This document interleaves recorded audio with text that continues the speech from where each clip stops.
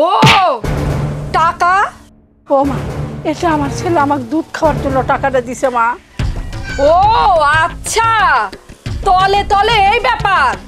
তাই তো বলি, এত টাকা কামাই করে, টাকাগুলো যায় কই? শয়তান বুড়ি। মায়ের উপর বইয়ের এমন আচরণ নিজ চোখে দেখে ছেলে এমন সিদ্ধান্ত নিল যা বাংলায় একদম নজিরবিহীন। পুরো ভিডিওটি দেখে কমেন্টে জানাবেন সিদ্ধান্তটি কেমন ছিল।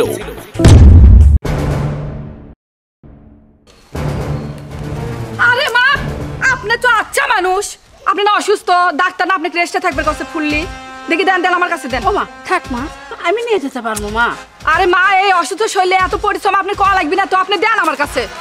বুঝলাম না কিছু, যে বৌমা আমাকে দিনের পর দিন অত্যাচার করে মারে, আর সেই বৌমা এত ভালো হয়ে গেল কি করে? আচ্ছা আচ্ছা বাবা, ঠিক আছে ঠিক আছে। আরে মা চলেন, আপনি অনেক আরে আরে আরে তুমি এসব কি করছো? দেখি দেখি। আরে তুমি কি হয়ে গেছে? হ্যাঁ দেখি, আমি দেখি দেখি। হয়েছে না, এইটুকু কাজই তো। ও আচ্ছা, তাহলে এই ব্যাপার, এতক্ষণে বুঝলাম বিষয়টা।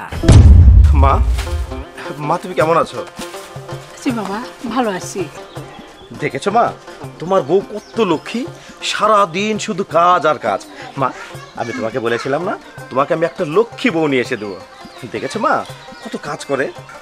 এই আলো, আরে তুমি দাঁড়িয়ে আছো কেন? যাও ব্যাগটা নিয়ে ঘরে যাও। আচ্ছা হ্যাঁ মা। যা বাবা, তো যা, তো ঘরে যা, হাত পা ধুয়ে নে, আমি তোর কোনো খাবার দিব। আরে চলো না মা, একসঙ্গে যাই। যা চলো। আচ্ছা ঠিক আছে মা। একটু পরেই দেখতে পারবেন ঘটনার উল্টো চিত্র।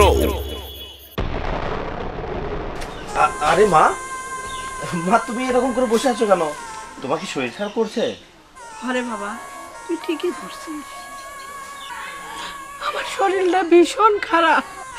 কয়দিন আগে মাথা ঘুরে পড়ে গেছিলাম, ডাক্তার বলছে ফুল্লি রেস্টে থাকতে আর নিয়মিত দুধ খাইতে। কিন্তু কিন্তু কিন্তু কি মা? আরে কি হয়েছে আমাকে খুলে বলো। বাবা, দুধ তো দূরের কথা, এক গিলাস পানি খেতে গেলেও তোর বউ আমাকে খোঁটা দিয়ে কথা কয়।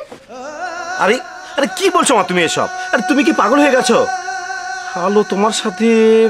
আরে বাবা, আমি ঠিকই বলেছি, তোর বউ দিনের পর দিন আমাকে যে অত্যাচার করে রে বাবা।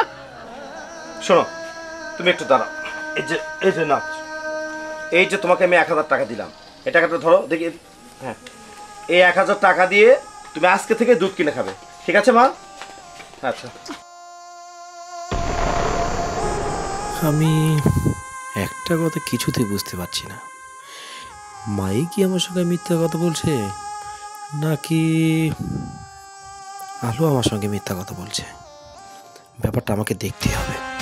এই আলো, আলো, এই আলো, আলো কই গেল? আলো, হ্যাঁ বলো। এই শোনো, এই যে আমার না ঢাকা থেকে জরুরিভাবে ফোন করেছে, তুমি এখন ঘরে গিয়ে আমার কাপড়পত্র সবকিছু গুছিয়ে দাও, আমার এখন ঢাকায় ফিরতে হবে। যাও মা, চলো না মা, তুমি ভিতরে এসো। যা বাবা, তুই বের হয়ে আয়। আচ্ছা মা, ঠিক আছে।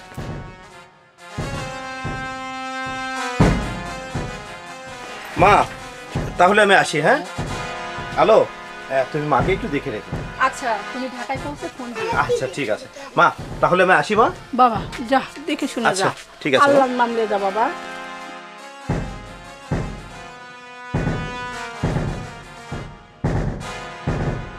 ও টাকা? ও মা, এটা আমার ছেলে আমাকে দুধ খাওয়ার জন্য টাকাটা দিছে মা। ও আচ্ছা, তলে তলে এই ব্যাপার।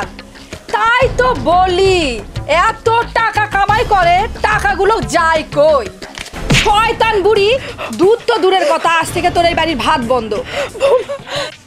বাহ বাহ, হলো বাহ, আজ আমি নিজের চোখে সুন্দর একটা দৃশ্য দেখলাম। ও তুমি এখনো যাওনি?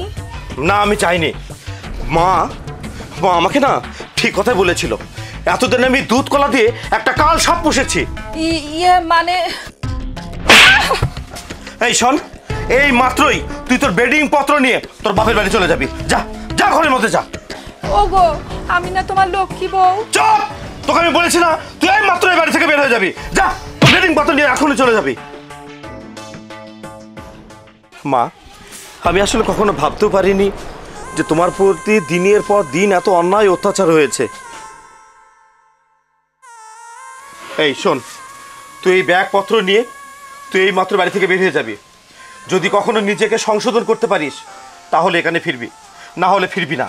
তুই চলে গেলে না তোর মতো হাজারটা বউ পাবো, কিন্তু কিন্তু মা পৃথিবীতে একটাই, মা হারালে কখনো মাকে পাবো না। যা যা বলছি, তুই এই মাত্র বাড়ি থেকে বের হয়ে যাবি, যা। মা, মা গো, তুমি আমাকে ক্ষমা করে দিও মা, তুমি আমাকে ক্ষমা করে দিও মা।